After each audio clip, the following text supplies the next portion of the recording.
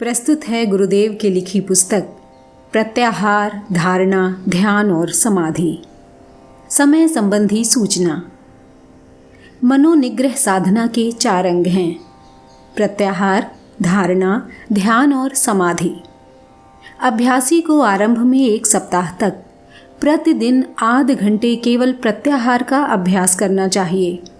इसके बाद 1 सप्ताह तक 15 मिनट प्रत्याहार और 15 मिनट धारणा का अभ्यास करना चाहिए।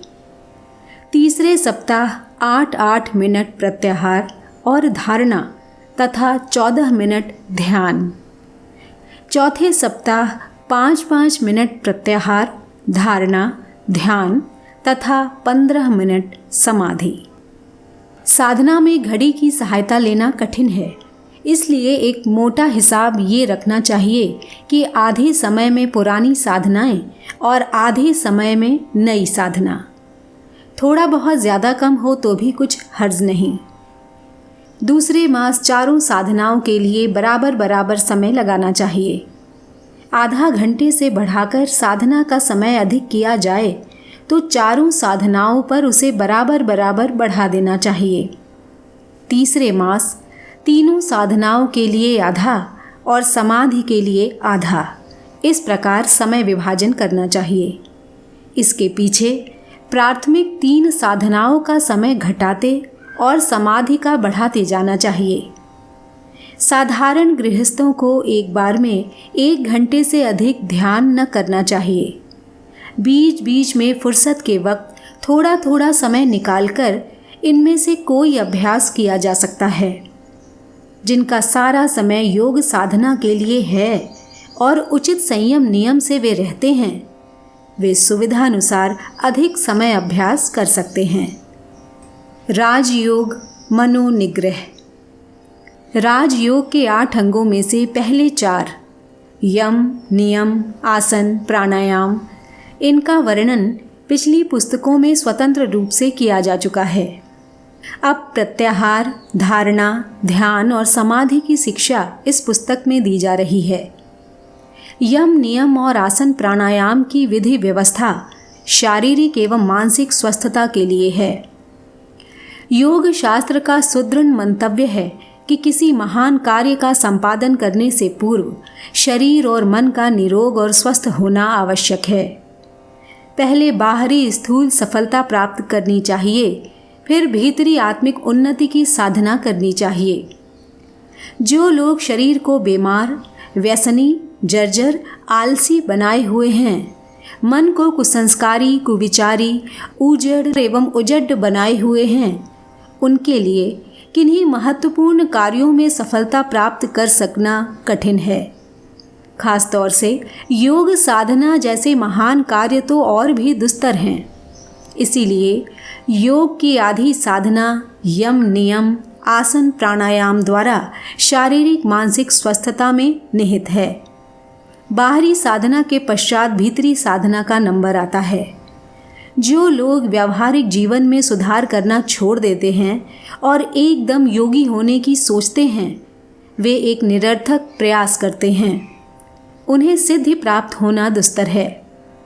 आंखें मूंद कर ध्यान लगाने तो बैठते हैं, परंतु व्यवहारिक जीवन को घृणित बनाए हुए वे ऐसा कार्य करते हैं जैसे नीचे की 4 सीढ़ियां छोड़कर कोई एकदम उछलकर 5वीं सीढ़ी पर चढ़ना चाहे, अथवा आरंभिक बाल कक्षाओं की पढ़ाई की उपेक्षा करके कोई बालक एकदम मिडिल की किताबें पढ़ने लगे।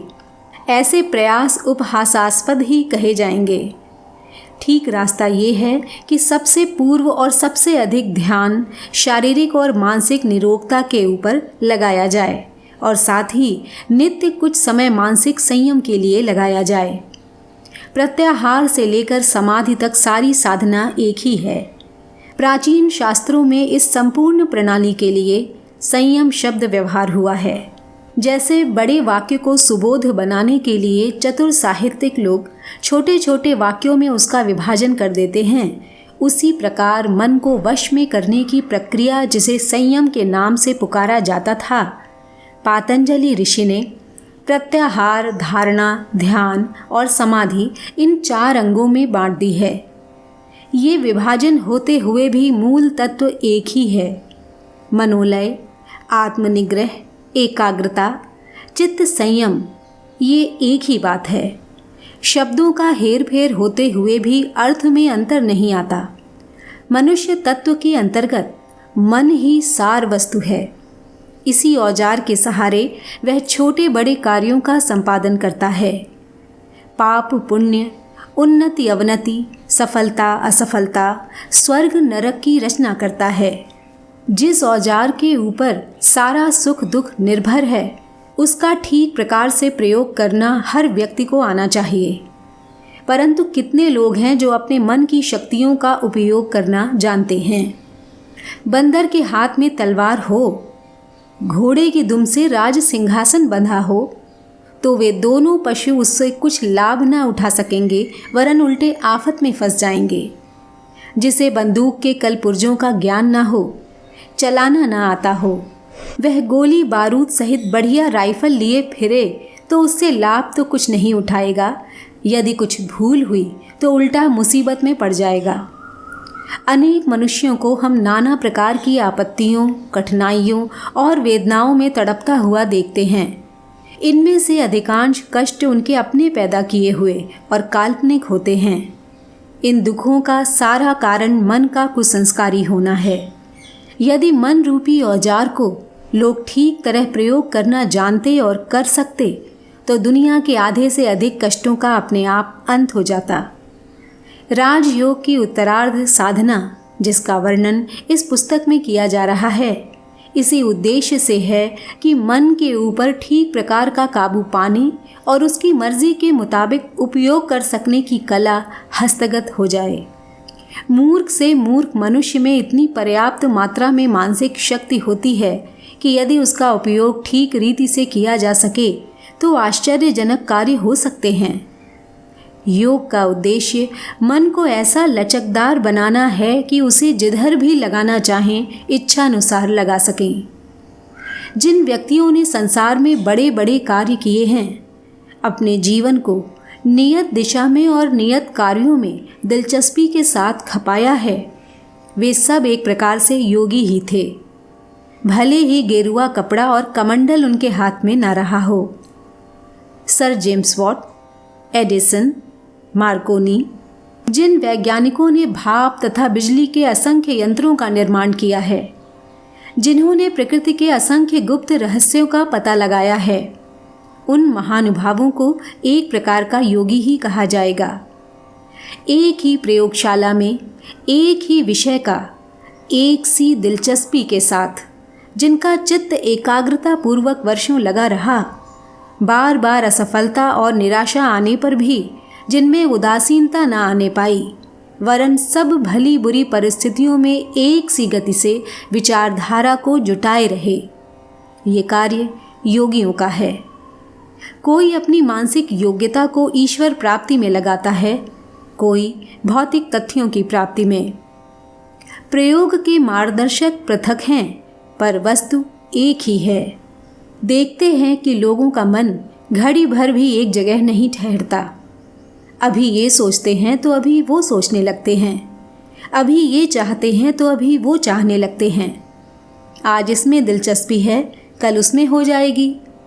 इस प्रकार की डामाडोल अवस्था, अधूरी दिलचस्पी, आधे मन से सोचना, आधी लगन से जुटना असफलता का प्रधान कारण है। यदि नियत लक्ष्य में सारी शक्तियों को जुटा दिया जाए तो निस्संदेह मनुष्य बड़ी से बड़ी इच्छा को पूर्ण कर सकता है। मन की एकाग्रता का महत्व पाठक जानते हैं। अनेक लेखों और अभिवचनों में इसकी महत्ता पढ़ और सुन चुके हैं। चाहते भी हैं कि सारी दिलचस्पी एक कार्य पर जुटकर उसमें सफलता प्राप्त करें, पर अपनी इस इच्छा को पूरा नहीं कर पाते। कारण ये है कि मन को एक उजड्ड बछड़े की तरह सदा से छुट्टन छोड़ रखा गया है। उसे अच्छी तरह बढ़िया चाल चलने की कभी शिक्षा नहीं दी गई। जब घोड़े अच्छी तरह सिखाए जाते हैं तो वे बढ़िया चाल चलते हैं। मन की भी यही दशा है। कुसंस्कारी और असंयमी मन चाहे जिधर भी जा सकता है, उसे परवाह नहीं कि आपकी अंतरात्मा क्या चाहती है, किस लक्ष्य तक पहुंचना चाहती है। ऐसा मन जिनके पास है, उनके लिए कोई बहुत बड़ी सफलता प्राप्त करना कठिन है। यदि गंभीर अन्वेषण करने वाले विचारकों, खोजियों, वैज्ञानिकों, कलाकारों के पास ऐसे ही मन हों तो भला वे कोई करने लायक काम कैसे कर सकते हैं। मन का संयम वह वरदान है जिससे पशु मनुष्य बनते हैं और मनुष्य देवता बन जाते हैं। अष्ट सिद्धि, नव सिद्धि इसी के अंतर्गत है। भौतिक और आत्मिक जगत में तो जादू जैसे चमत्कार दिखाई पड़ते हैं। ये मनोनिग्रह की ही करामाते हैं। गीता में कहा गया है कि मन ही मनुष्य का सबसे बड़ा मित्र है। सचमुच निग्रहित हुआ मन पारस है, अमृत है, कल्प वृक्ष है, सब कुछ है। जिसे ये प्राप्त है उसे सब कुछ प्राप्त है। संयमी मन में जो अद्भुत शक्तियां हैं, उनका ठीक प्रकार प्रयोग करके सब कुछ प्राप्त किया जा सकता है। राजयोग जीवन को सच्चे अर्थों में जीवन बनाने की विद्या है। उसका उत्तरार्ध मन को संयमित करने का एक विधान है। इसके द्वारा ऐसा अभ्यास हो जाता है कि मन को जिस कार्य पर चाहे पूरी दिलचस्पी, लगन और उत्साह के साथ इस प्रकार जुटाया जा सकता है कि उसके उचटने, उकताने और भागने का प्रसंग ही न आए।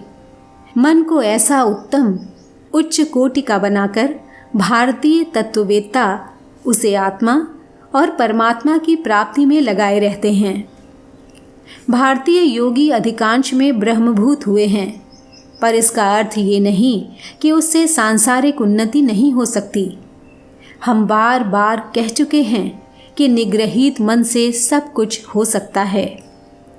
जितने भी भले बुरे तथ्य इस संसार में हैं, उनमें से किसी में भी इस शक्ति को लगा दिया जाए, उधर ही सफलता मिलेगी। बिजली का करंट जिसमें भी चालू कर दिया जाए, वही मशीन चलने लगेगी। पूर्व काल में जहाँ ब्रह्मपरायण योगी हुए हैं, वहाँ कालनेमी, रावण, अहिरावण, मारीच, मेघनाथ सरीखे खल योगी भी हुए हैं।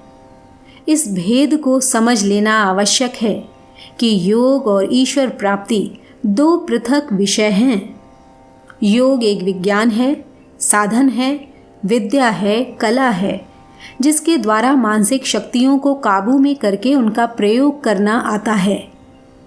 इस विद्या द्वारा ईश्वर प्राप्ति की जाए या भौतिक कार्य किए जाएं, ये रुचि का विषय है। योग के अंतर्गत जो साधनाएं इस पुस्तक में बताई जाएंगी, उनमें अध्यात्म तथा ईश्वर पर झुकाव अधिक होगा, क्योंकि हम इस महाविज्ञान द्वारा मनुष्य के सात्विक तत्वों को बढ़ाना चाहते हैं। परंतु ऐसा नहीं समझना चाहिए कि ये एक मार्ग है। भौतिक विज्ञानी एटकिंसन, टी बीवेंस, ओ हश्नुहारा, मैडम ब्लेटवस्की आदि पाश्चात्य योगी दूसरे ही साधन उपस्थित करते हैं। खल योगियों की तांत्रिक साधनाएं अलग ही हैं। यहाँ तक कि हर एक योग परायण शिक्षक अपने अनुयायियों को अपने स्वतंत्र ढंग से शिक्षा देता और अभ्यास बताता है। ये सभी मार्ग मन को एकाग्र और आज्ञा पालक बनाने के हैं। इसमें विभिन्नता में भी एकता है। हम आस्तिक हैं और सत्य तत्वों की उन्नति में श्रद्धा रखते हैं। इसीलिए आध्यात्मिक पहलू को छूती हुई साधनाएं इस पुस्तक में बताई जाएंगी। फिर भी पाठकों को यह भेद स्पष्ट रूप से समझ लेना चाहिए कि योग एक विज्ञान है, साधना है और ईश्वर प्राप्ति तथा भौतिक सुख एक उद्देश्य है। साधन और उद्देश्य कभी कभी एक से दिखाई पड़ते हैं, तो भी वास्तव में वे एक दूसरे से स्वतंत्र हैं। योगी हर व्यक्ति हो सकता है, चाहे वो गेरुए कपड़े पहनता हो या कोट पतलून।